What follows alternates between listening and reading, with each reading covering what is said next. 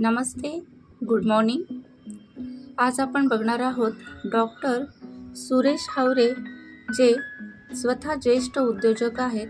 त्यांचं उद्योगाची भाषा म्हणजे काय याविषयीचं मनोगत. उद्योग करायला पैसा, जागा, माणसं हे तर लागतातच, पण त्याहीपेक्षा महत्त्वाची आहे उद्योगाची भाषा.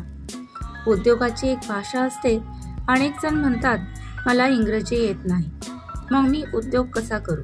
कारण इंग्रजी ही उद्योगाची, ज्ञानाची भाषा आहे असे अनेकांचा समज आहे. या पार्श्वभूमीवर माझा जपानचा अनुभव सांगायला हवा.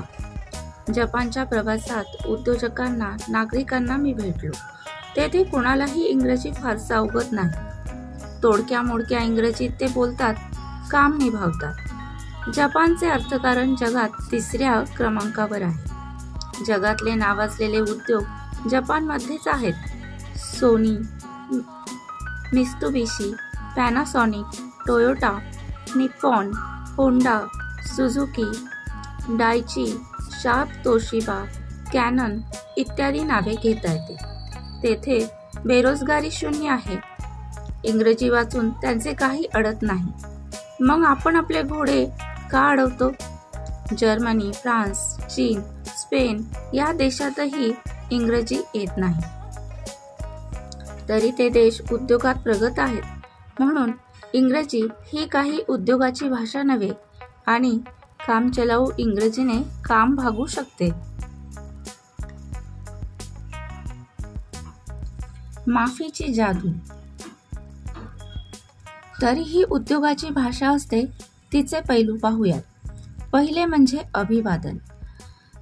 आदराची भाषा उद्योजकाने शिकली पाहिजे.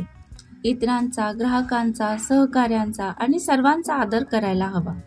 धन्यवाद, आभार, शुक्रिया, थँक्यू हे अभिवादनाचे शब्द बोलण्यात हवे. ग्राहकांच्या खिशाचा मार्ग मनातून जातो. अभिवादनाने तो सुखावतो, व्यवहार करायला उद्युक्त होतो.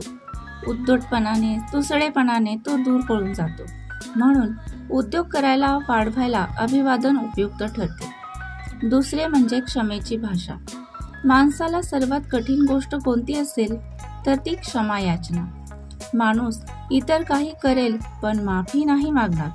व्यवहारात सॉरी म्हणण्याने अनेक वाद संपतात. वाद संपले की त्या पोटीचा खर्च वाचतो, म्हणजे नफ्यात वाढच होते. ही क्षमायाचनेची भाषा उद्योजक शिकला तर उद्योग जगतातले 50% वाद संपतील. उद्योजकाने ही भाषा आत्मसात केलीच पाहिजे. मिच्छामी दुक्कडम असे गुजराती जैन समाजात पर्युषण पर्वाच्या शेवटी म्हटले जाते.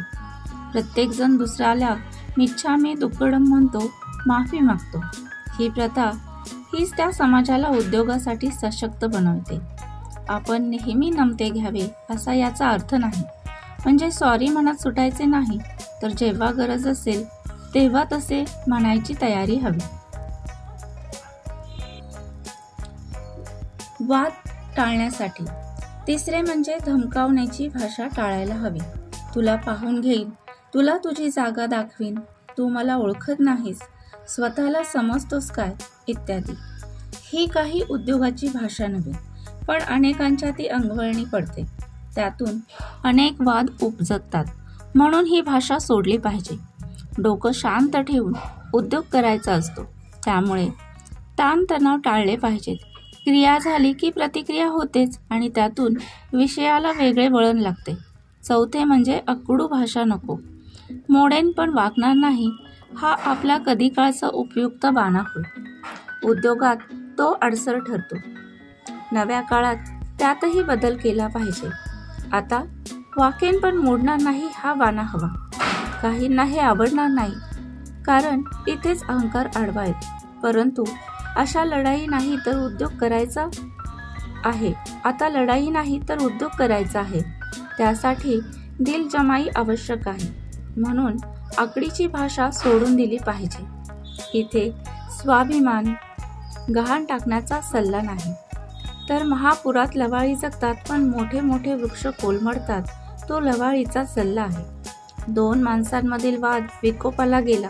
त्यातल्या एकाने समेटासाठी अट घातली. की तू माझ्याकडे चहाला ये. मी वाद संपवतो पण दुसरा त्याला तयार नव्हता. मी बर्बाद होईल पण तुझ्याकडे चहाला येणार नाही, ही त्याची भाषा होती. शेवटी वाद वाढत गेला. कोर्ट कचेरीत कधीही वाद संपत नाही. प्रत्येक निर्णयाच्या वरच्या कोर्टात आव्हान असते. शेवटी समेटाने वाद संपतात. कोर्ट कचेरीत थकल्यावर लोक समेटावर येतात. पण वेळ आणि पैसा घालवण्यात काय फायदा आहे, तेव्हा अक्कड म्हणजे आकडूपणा सोडला पाहिजे. ग्राहकांची भाषा शिका. 5वे म्हणजे ग्राहकांची भाषा शिकली पाहिजे. तुमचे ग्राहक गुजराती असतील तर गुजराती शिका, मारवाडी असतील तर ती शिका, तमिळ असतील तर तीही शिका, कारण भाषा ही जवळीक साधण्याचं चांगलं माध्यम असते. तुमचा उद्योग निर्यात आयातीचा असेल तर त्या देशाची भाषा शिका. हा उद्योग होय. 6वे म्हणजे विश्वासाची भाषा उद्योजकाला आली पाहिजे. विश्वास हा फक्त बोलण्यातून निर्माण होत नाही तर साजेशा कृतीतून होतो. म्हणजे विश्वासाचे वागणे आले. मला विश्वासाची भाषा सर्वात महत्त्वाची वाटते. म्हणजे विश्वास हाच उद्योगाचा श्वास आहे. तसाच माझाही अनुभव आहे. टाटांनी आपल्या व्यवहाराने त्यांच्या प्रत्येक उद्योगात विश्वासाचे वातावरण निर्माण केले. घर घेण्यासाठी ग्राहक आपल्याकडे येतात. घराची गरज आहे, काही गुंतवणूक करावी असे विचार तर ग्राहकांच्या मनात असतातच, पण त्याहीपेक्षा असतो तो विश्वासाचा विचार. तेव्हा अशा विश्वासाच्या भाषेला अनन्यसाधारण महत्त्व आहे. आत्मविश्वासही हवा. 7वे म्हणजे आत्मविश्वासाची भाषा. हा आत्मविश्वास आतून येतो, बाहेरून नाही. शिवखेरा यांनी यू कॅन विन या पुस्तकात फुगेवाल्याचं उदाहरण दिलं आहे. हवेत उडणाऱ्या फुग्यांबद्दल एक मुलगा त्याला विचारतो की हा फुगा पिवळा उडेल काय? तर तो पिवळा फुगा उडवून दाखवतो. मग विचारतो तो काळा उडेल काय? तो हिरवा निळा उडेल काय?